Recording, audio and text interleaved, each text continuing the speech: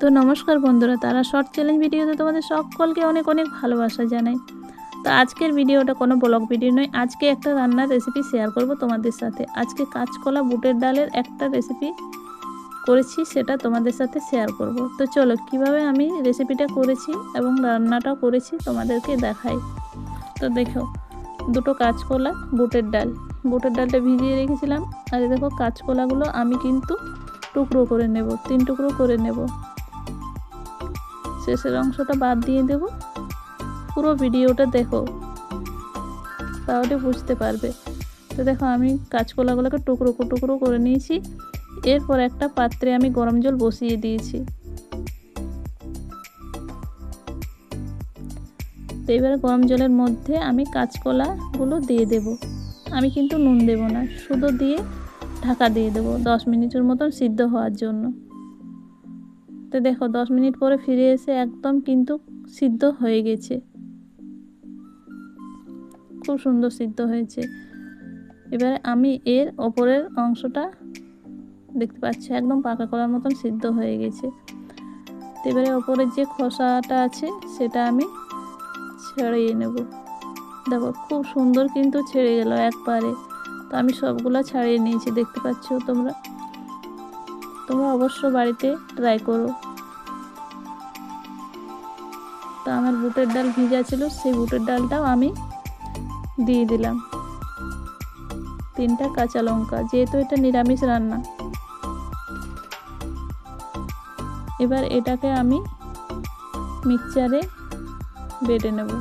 তারপর বেটে নিয়েছি, একটু পরিমাণ মতো নুন দিয়েছি, গ্যাসে কড়াই চাপিয়ে দিয়েছি। এবার এক এক করে বড়াগুলো ভেজে নেব।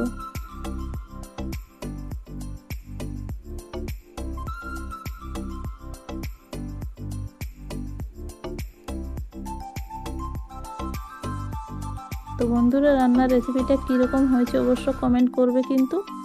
আর সবাই পাশে থেকো, সাথে থেকো, আর ভিডিওটা পুরো ওয়াচ করে দেখো। দেখো এই পাশটা কিন্তু আমার হয়ে গেছে। এবারে আমি পাল্টে দেব। দেখো কি সুন্দর কিন্তু পাল্টে গেল। তো এবারে এগুলো একই রকম দেখাচ্ছে, যেমন জড়ে গেছে, কিন্তু খুব সুন্দর এগুলা ছেড়ে যাবে। যেরকম মাপের দিয়েছি সেরকম ছেড়ে যাবে। আর বাকি যেটা আছে সেটা আমি ভেজে নিলাম। তো দেখো কি সুন্দর কিন্তু ছেড়ে গেছে। আর বড়াটা দেখো একদম মুচমুচে হয়েছে। তো আমি এবারে মশলা ভাজতে শুরু করে দিলাম। তেল, 5 ফোড়ন আর টমেটোর পেস্ট করে রেখেছিলাম, ওটার মধ্যে কাঁচা লঙ্কা দিয়েছিল, আর বেশি কিছু দিইনি, আর একটু আদা টুকরো দিয়েছি। ওই পেস্টটা দিয়ে দিলাম গরম তেলের মধ্যে। তো হলুদ, জিরে গুঁড়ো একটু দিয়ে দিলাম। খুব সহজে কিন্তু এই রেসিপিটা বানানো যায়, আর নিরামিষ খেতে সত্যি খুব ভালো লাগে এই রেসিপিটা। দেখছো আমি মশলাটা একদম কিন্তু কষা কষা করে ভেজে নিয়েছি, আর জল দিয়ে দিলাম।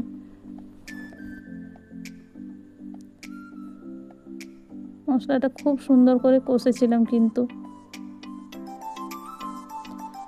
যেহেতু আমি ঝোল করব না, তাই আমি একদম কম জল দিয়েছি।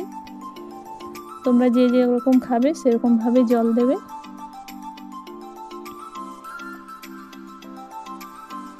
তো দেখো প্রায় 4-5 ফুটে একদম কমে গেছে। এবার আমি এই ফুটন্ত ঝোলের মধ্যে বড়াগুলো আমি দিয়ে দিলাম। তো এবারে এই বড়াগুলোকে সব ঝোলের মধ্যে ডুবিয়ে দেব। তো বন্ধুরা দেখো কি সুন্দর কিন্তু হয়েছে, যেরকম দেখে লাগছে কিন্তু খেতেও দারুণ টেস্ট। জানো তো, একবার খেলে কিন্তু বারবার খেতে চাইবে। তোমরা অবশ্য বাড়িতে বানিয়ে খাও কিন্তু। আর হালকা মতন গরম মশলা দিয়ে দিলাম ওপর থেকে। আমি যেহেতু ঝোল করব না, একদম মাখা মাখা, একদম মাছের পেটির মতন কিন্তু হয়েছে সত্যি। একবার অবশ্য বাড়িতে ট্রাই করো তোমরা সবাই। আর অবশ্য রান্নার রেসিপিটা যদি তোমাদের ভালো লেগে থাকে তো অবশ্য লাইক, কমেন্ট, শেয়ার, সাবস্ক্রাইব করতে ভুলবে না। সবাই ভালো থেকো। আবার অন্য একটা ব্লগে কিংবা রেসিপিতে তোমাদের সাথে দেখা হচ্ছে।